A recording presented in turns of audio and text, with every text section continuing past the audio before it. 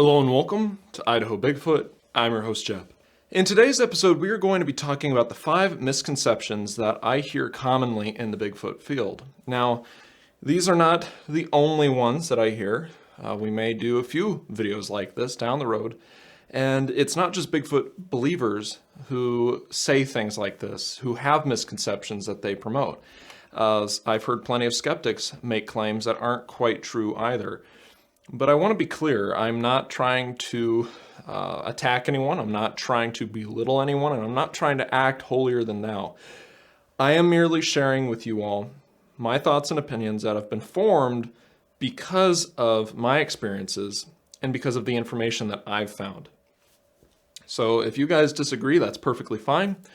Please comment down below your thoughts once you finish the video so you know how I feel, and I look forward to hearing your thoughts. All I ask is that you're respectful. No petty, rude, belittling comments. I try to have a community here that is respectful and listens to each other, but can still disagree with each other. It's important that you have good, thoughtful discussions. So, starting off, number 5, and then we're going to work our way down. It's, if you believe in Bigfoot, there's no reason to not believe in dogmen, aliens, portals, skinwalkers, you name it. And I would say that this is untrue completely, but depending on your point of view, this may be a half-truth. Many do believe in dogmen, aliens, gugwes, skinwalkers, portals, you name it. I did a whole video about gugwes, by the way, and I will be doing videos on dogmen, and I may do one on aliens too. We'll see. That one is very much a hot button topic, especially with all the Congress testimonial type things going on. But the important part to focus in on is that none of them have been proven. And to be fair, Sasquatch hasn't been proven either. But much, if not all of these, have only a fraction of the data to accompany them as Sasquatch does. There's a lot of pieces of evidence to imply or hint at Sasquatch's existence, or Bigfoot's existence. And I'm using Sasquatch or Bigfoot as both the plural and singular, just so you know. I don't like Sasquatches as much as I like just saying Sasquatch, and Bigfoots or Big Feet just does not sound right. So if there's any confusion there, I'm talking about all of them, not just one individual. But still, there isn't nearly as much data to accompany their existence as there is for Bigfoot. And I want to be clear here, UFOs do not equal aliens. Because UFOs are seen, a lot of people believe that, oh, that's got to be aliens. Well, no. And I have my own logic for why I don't believe aliens even exist. And if they do, I don't believe they've ever been here. But anyway, UFOs do not equal aliens. I have seen UFOs. I've seen strange lights in the sky dancing. I've seen lights that were traveling along and then poof, disappeared. Just dipped out and were gone. I've seen all sorts of things. But that does not equal aliens. Wolf prints or wolf dog-like prints do not equal dogmen. And a somewhat blurry photograph, which I'm specifically talking about the Beast of Seven Shoots, which is an interesting photograph, don't get me wrong, it does not equal a gugwe. And for those who don't know, a gugwe is basically a Bigfoot, but with a baboon-like head, more or less. It may just show a Sasquatch that has strange lighting and shadows on its face, causing it to look like more of a muzzle than it actually has. For all we know, it could be a hoax too. There's not a lot of info on it, and so there's a lot of interpreting that have gone on with that photo. It does not necessarily equal proof or solid evidence that gugwes exist. Skinwalkers. That's a native belief that white folks have, and I'm not saying white folks to be derogatory, but it's just true, that white folks have kind of taken and twisted into meaning somewhat of a Wendigo or dogman-like creature that these medicine men supposedly transform into. Well, that's not true at all. If you look into the actual native beliefs about skinwalkers, they can only transform into what they have a skin for. So if they killed a coyote and they have a coyote skin, they throw that on and they can turn into a coyote Or if they have a deer skin or a pelt, they can put that on and now they look like a deer. Not some intermediate wolf man or dog man or deer man like form. It is one, a human, or the other, the animal. You don't have some sort of intermediate form. There's been such an amalgamation of all these different native beliefs. It's really quite insulting. And so, no, skinwalkers aren't even what a lot of people think they are. Dogmen and gugwes, circling back to them just a little bit here, they don't make any sense biologically. I did video about the gugwes, like I said, it's actually a two-parter. And if gugwes are real, they aren't like what have been reported. Not likely. So there's not a lot of great info on that. Portals could exist, but there's really no connection to cryptid creatures unless you make one up, or unless you're going off of an eyewitness sighting, and we know how unreliable those can be. So there are so many different reasons why people don't want to believe in UFOs or gugwes or dogmen or skinwalkers or portals, you name it. And they don't have to either. I would not be surprised if there are a lot of people who have had sightings that have simply refused to come forward because they don't want to get involved with all this craziness. They don't want to be looked at in a strange way. No one wants to be ridiculed, especially by their family or coworkers, if they step forward and want to get into research themselves. And yet this is what so many people see when they first Google Bigfoot research, or they look up videos and they see all these different podcasts connecting all these dots that aren't really supposed to be connected, in my opinion. You know, it just stirs up issues. People are going to be ridiculed. And so they see that and they go, I don't really want to get involved here. Because even though they're interested in Bigfoot, like I am, they don't want the risk of being looped in with all this other stuff. And they don't want their family to ridicule them. And they don't want their coworkers to ridicule them.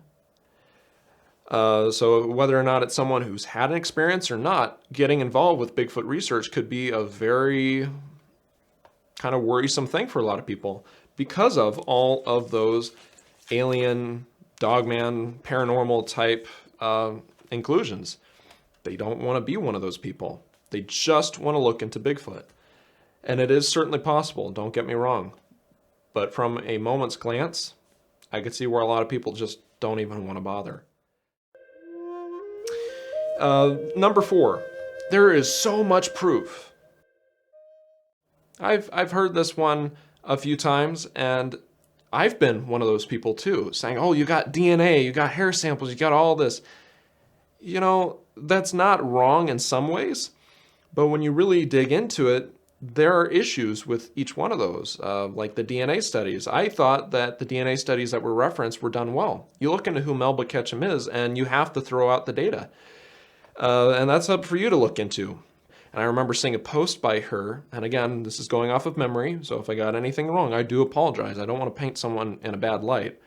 But I believe she did a post about how she's looking for evidence for all these other different creatures, including mermaids. It's like, oh, good Lord. So, yeah, that kind of evidence, if that is true and my memory holds, it has to be thrown out, because nothing that she did can really hold water once you hear all that other stuff. So, you know, there isn't as much proof as people think there is, and it's important to remember that evidence does not equal proof. Proof is undeniable, and evidence is debatable. And it is deniable. It's not concrete like proof is. To kind of give you an example here, proof is like a CCTV video feed that was not tampered with, and it showed someone committing a crime and they looked directly into the camera. It is crystal clear. There's no confusing them with anyone else. They look directly into the camera. It's at close range. It is very clear, and it was not altered in any way as they were committing the crime. That's proof. Another piece of proof would be, in the sense for Bigfoot research, a dead body. That's completely examined, and it holds true no matter who looks at it. That would be proof. But evidence, going back to a crime scene type illustration, would be an eyewitness sighting from a distance detailing someone wearing similar clothes as a suspect. Right there, that looked like him, But like in 12 Angry Men, if someone wasn't wearing their glasses, or if there are any other kind of circumstances, you're watching from a moving vehicle, any number of different things could factor into the sighting not being very good. But a sighting, could imply that that was somebody, but it's not concrete. It can be contended, it is not concrete, it is not for certain. If you add it together with all these other pieces of data, it could be considered as a whole proof. But at the same time, like 12 Angry Men showed, a lot of this stuff can be debated. And that's coming from the perspective of a crime being committed, of course. But for Bigfoot, you do have footprints, you do have hair samples, some of them seem very good. You do have nests that have been made, that have been examined and look like they're legit. You do have some eyewitness sightings that seem to be fairly legitimate. But none of those things as a whole is proof. Proof would be solid DNA analysis, a skull that has been examined that is identified as not human and is able to have the DNA sequenced and is able to kind of figure out what the closest relatives are, and all the information can be gleaned from it. Proof would be a dead body. Proof would be something that cannot be argued once solid analysis has been done by qualified individuals who are not biased. It's just not something that we have yet. Going on to number 3, Bigfoot must be paranormal. And this kind of goes hand in hand with number 5, with which if you believe in Bigfoot, you should believe in all this other stuff, because a lot of those people who do believe in all those other things believe Bigfoot is paranormal. But specifically on this one, Bigfoot is paranormal, or must be paranormal. I don't believe that's true at all. I think that's just a straight up lie. At the very least, it is just a myth. But I don't believe it holds any water at all. People have tried to search for Sasquatch, and so that gives evidence or gives credence to this idea because, well, look, they've gone out, they've searched for so long, and they haven't found anything. Well, I think when you look at what they've done in hindsight, they seem to greatly underestimate the intelligence of Bigfoot as a whole. All the individuals seem to be very smart, and yet some of the traps that they've laid or efforts that they've made to find Bigfoot really weren't looking at this as an extremely smart, if not human level intelligence creature. They were looking at it as just like a normal animal. You watch episodes of Monster Quest, which had its issues, but I love that show. It's one of the reasons why I'm interested in Bigfoot research, and it's something that me and my mom used to watch all the time, so I have a lot of very fond memories of it. They would put up a big trail camera on a tree that stood out like a sore thumb, and then place a whole bunch of dead fish right in the middle of the forest. If that doesn't sing trap in big capital letters, I don't know what would. One of the ideas I think of where it's not so much that they underestimated their intelligence, but they didn't really use the situation that they had at hand to the full, would be with sound calling or call blasting. In reading one of the books that was loaned to me by a good friend of mine, I can't remember the exact title of the book, I forgot to grab it, but it's about elk hunting. One of the things that they talked about was elk. When the elk calls first hit the market, they worked pretty darn well. But nowadays they don't, simply because the elk have wisened up. All that was needed was an elk to get just close enough to then get a whiff of human scent, to hear a human noise, or to see a human or sign of human, for them to go, whoa, and book it. And then know that that sound is probably human, let alone for them to get close enough and they're shot at, right? Elk are very, very smart creatures. And when you think about it, when they first started using, when I say they, I just mean Bigfoot researchers in general, when they first started using call blasting as a means of trying to do Bigfoot research and trying to lure a Bigfoot in, it seemed like they had much better success. When it first started being used, it seemed like the animals would get close. They would hear something, get up close, and then run off on two legs, or one of the researchers would get a glimpse of something running away. They wouldn't be on camera, but they'd get close and then they run off. Nowadays, it seems like they don't really get a lot unless you're in a remote area. Well, what they could have done was set up trail cameras 100 yards out and then maybe, I don't know, 50 yards out, or go even farther than that, 200 yards out, and then 75 yards out, something. But setting up a bunch of small hidden trail cameras, or I guess back then they didn't really have small trail cameras, but taking trail cameras and trying to hide them the best way that they could, or having people sit out quietly, well camouflaged, with a camera and an audio recorder kind of sitting out there, and when they hear something, start recording. They could have had the perimeter encompassed with cameras in some way, shape, or form, so when something came by, they could catch it on camera. Did they do that? No.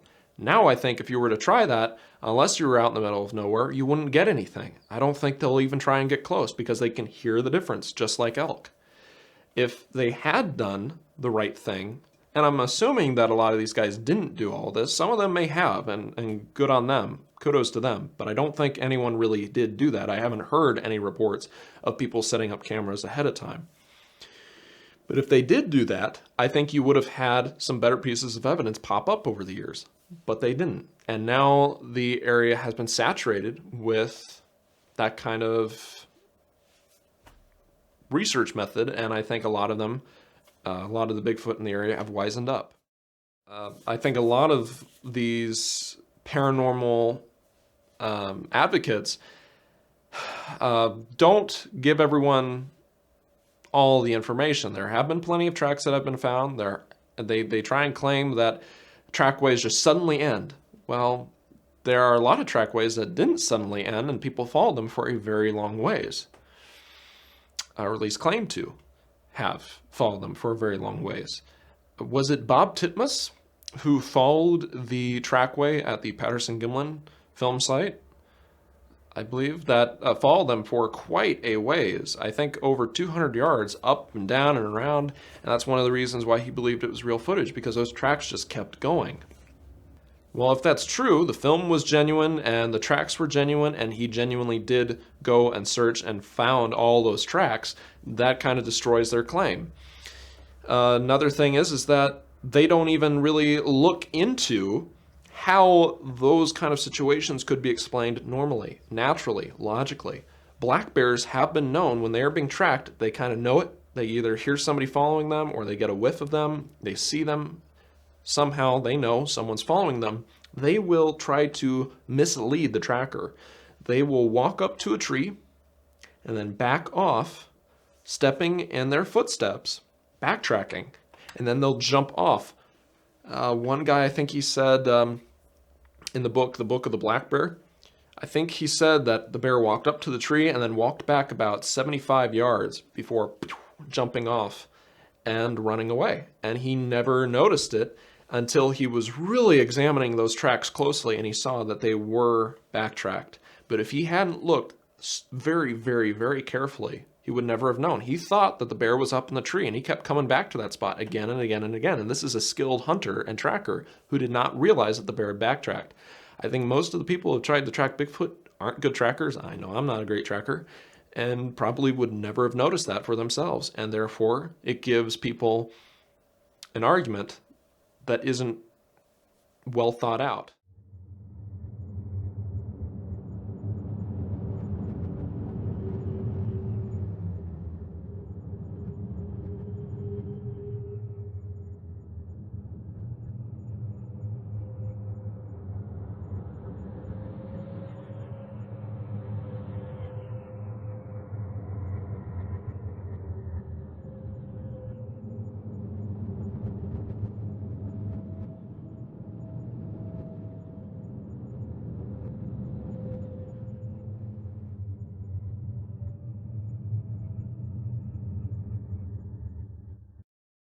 The paranormal Bigfoot enthusiasts and advocates really don't look at a lot of the data that's there and try and explain it in a logical way. They kind of twist it to fit their narrative. I get it. It's easy for all of us to do, but I don't believe Bigfoot is paranormal, and I don't believe that any of the arguments for it are really well thought out.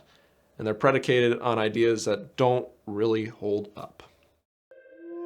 The second one that kind of goes along with this is that you will never be able to film or find Bigfoot. People, even if they don't admit that they believe that Bigfoot is paranormal, imply it because, oh, they'll know you're there. They can magically know you're there. Oh, they can sense it. They can just tell. They'll know you're there. And again, I think it's based off of people doing Bigfoot research for so long and never getting good evidence.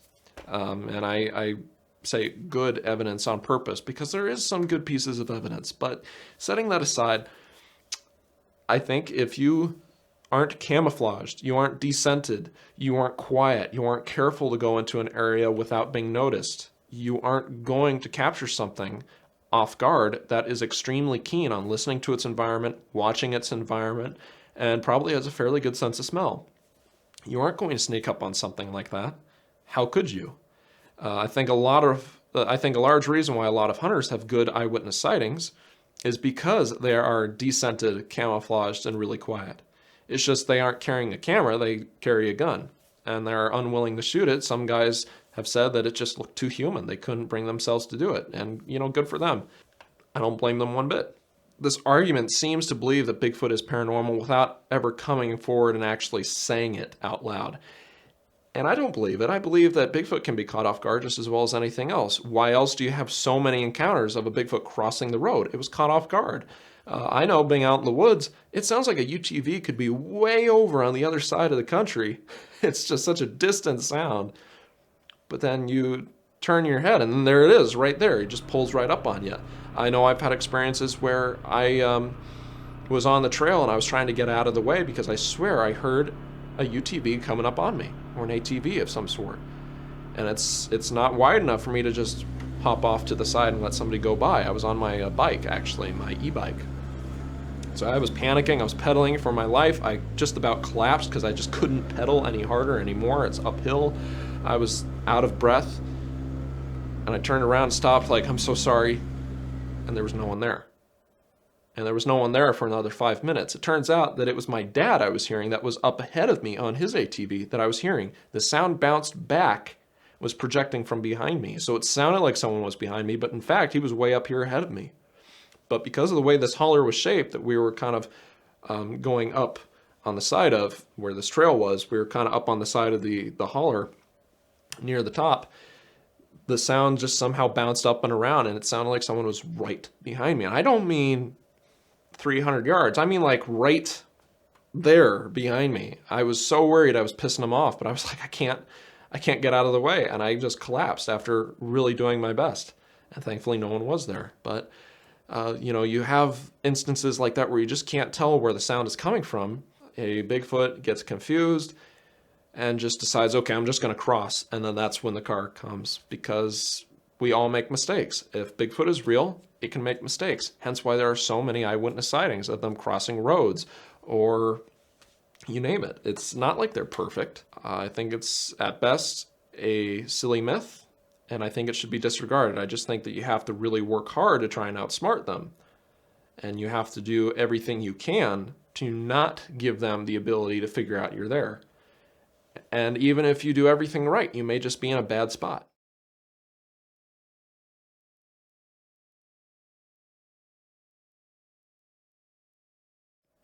Now, the number one thing I feel I need to address is one that I used to be a very strong kind of advocate for, and that is that bones disappear quickly in the woods, and that is a half-truth.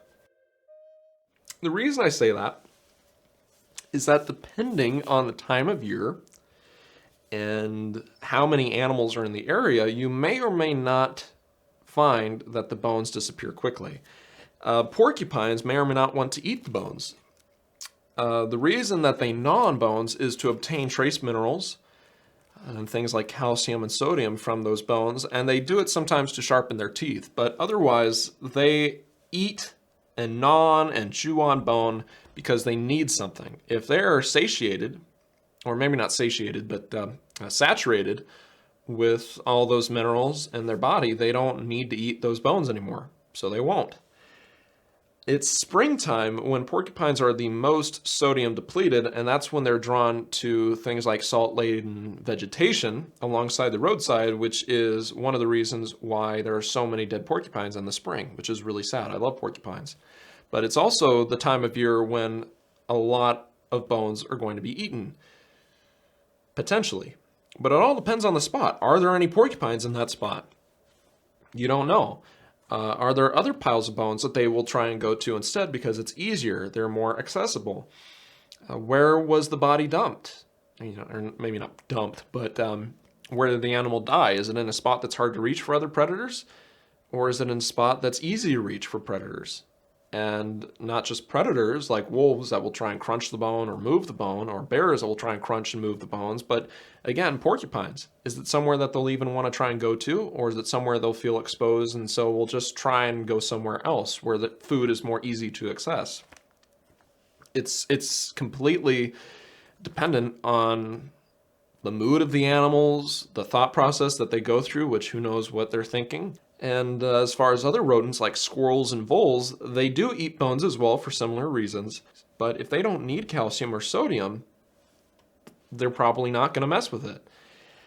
And you got to remember, depending on the spot, the general area, how heavily predated upon these animals are, how exposed the areas are, how easy or difficult these areas are to access, the animals may or may not even try and go after the bones.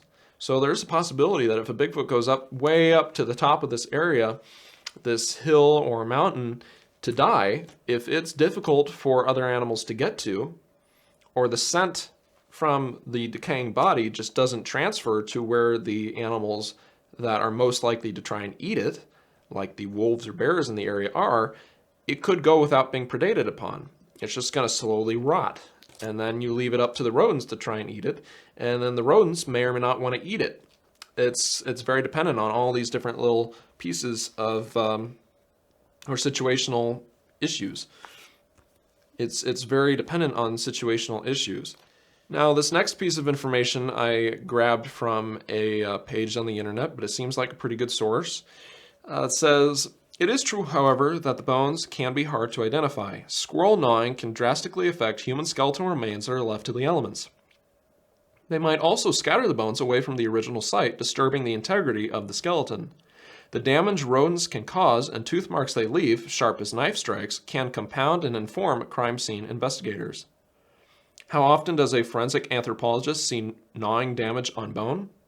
Constantly, says James Porcupines, forensic anthropologist and an assistant professor in the anatomy and neurobiology department at the Boston University School of Medicine. He says that most remains found above ground, including accident or homicide victims as well as exposed cemetery remains, show some evidence of gnawing. Squirrels and other rodents can chew the ends off bones, sometimes to the point of destroying their distinctive shape completely, making them hard to identify. The gnawing marks can also obscure evidence of trauma to the bone, such as bullet or knife marks, or even be mistaken for weapon marks themselves. So I thought that was very interesting. Basically, there is a point that you can make, and that is that any of the animals out in the woods can destroy the skeleton or any skeletal remains to the point that they are hard to identify, making any bones that are found kind of obscure and difficult to analyze. So that is a good point that you could make. And it is true that leaf litter and any kind of plant matter that can grow up and then kind of come down to the ground and start decaying can cover up the bones that are on the ground. I know tamarack pines are very well known to just shed all their needles during this time of year.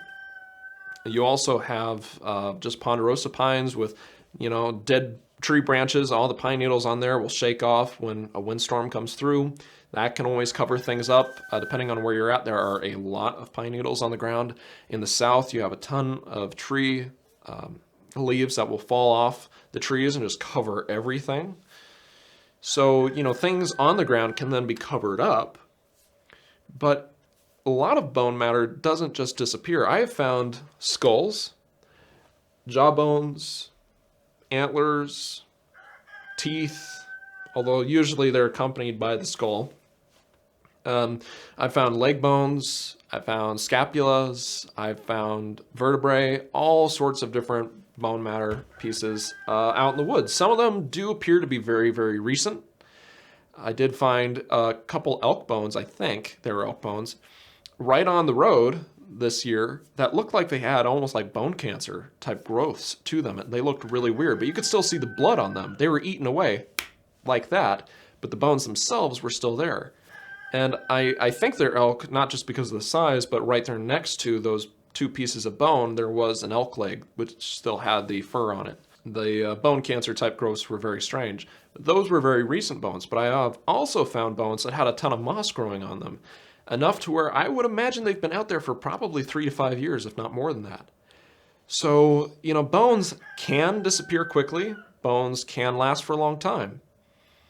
No one really argues that the meat on the bones will disappear quickly. Everyone pretty much knows that. The issue is whether the bones themselves will last or leave. And if you believe that Bigfoot are Gigantopithecus, or descendants of Gigantopithecus, I should say, those skulls are huge. I mean, they dwarf even this elk skull here. I mean, they're just huge, huge skulls, and they're gigantic. And so, if you believe that Bigfoot are Gigantopithecus, it's a bit of an issue, because if they do live and die out there, there's really no reason to believe that their skulls would disappear. And in Matt Pruitt's book, The Phenomenal Sasquatch, he talked about how porcupines would likely take skeletal pieces from Gigantopithecus and would try and eat them, and they drag them into the cave and gnaw on them. And the jawbones, the lower jawbones and the teeth were so dense that they could not be eaten. But theoretically, the rest of the body could be. Well, why don't we still have those kinds of jawbones being found here in North America? I mean, it would still be recognized as an extinct species. Even if no one wants to believe it's alive today, you would likely have found something that would indicate they were alive at least at some time here in North America. We haven't found that. And those skulls do not blend in with the environment. They don't look like any other animal that could live here. They just stick out like a sore thumb, and they're huge. So the idea that animals would eat up all the bones and before you know it, it's gone, works to a degree, but not as well as you may think. And it would only take one of those animals to prove that Bigfoot exists, or at least existed, and it hasn't been found. I do have my own reasons why I believe that Bigfoot does exist and is physical, but hasn't been found, but I feel like that's a topic for another day. I am going to be making a documentary, likely, but I know I'm writing a book about what Sasquatch are, or could be, all the different theories, including my own, and that will come out probably 3 to 5 years. There's a lot of information that has to go into that. Bones can disappear, but they also may last for quite a while. So that is not a completely truthful argument that I've heard, and I used to be a proponent of them just disappearing, not so much anymore. I think it's just that any bones that are found that aren't distinguishable would likely be looked at as some other animal, like a moose leg or something else, unless you get something that is easily identifiable, like a vertebrae or skull or jawbone type thing. Most of the bones are going to be pretty easy to confuse with other animals. And no one's going to be DNA testing these things unless they have the credentials and the time, energy, and money to do so, and most people don't. So really it just comes down to the luck of the draw. But for a lot of people, it's just going to be, ooh, cool bone. I guess I'll take that. And just like me, they'll take it home and they'll add it to their collection, and there you go, unless it's easily identifiable. So guys, if you like this video, please, again, comment down below your thoughts. I want to hear how you feel on this. Do you agree? Do you disagree? What do you agree about? What do you disagree about? I'd like to hear it. And please remember to share this video by clicking the link down below. And if y'all want to support the channel, you can do so at the Buy Me a Coffee page I set up for Idaho Bigfoot. You can just go over there, buy me a coffee. It's, I believe I set it at $3. It's a generous donation. If y'all want to do that, I would greatly appreciate it. It would help me out a lot doing my research and supporting myself and the channel. I would really appreciate that. Just had someone give me $15 there on Buy Me a Coffee. That was a very generous gift. There's no name left in the note, but I do want to thank them. That was a very kind gift. And so if y'all want to do that too, that would be great. But if you want to just let the ads play on my videos, that's why I include a couple ad breaks. That would be great as well, unless they're absurdly long or stupid, and I get it if you don't want to do that. But just muting it, letting it play while you go get yourself some hot cocoa or something would be great. I would greatly appreciate that. A little goes a long way to help support the channel. If y'all would like, please subscribe to the channel. Again, you can put your email into the email newsletter and check the spam folder every so often, and I will let you know when I come out with a new video. And please like this video. Thank you guys so much for watching, and I will see you guys next time.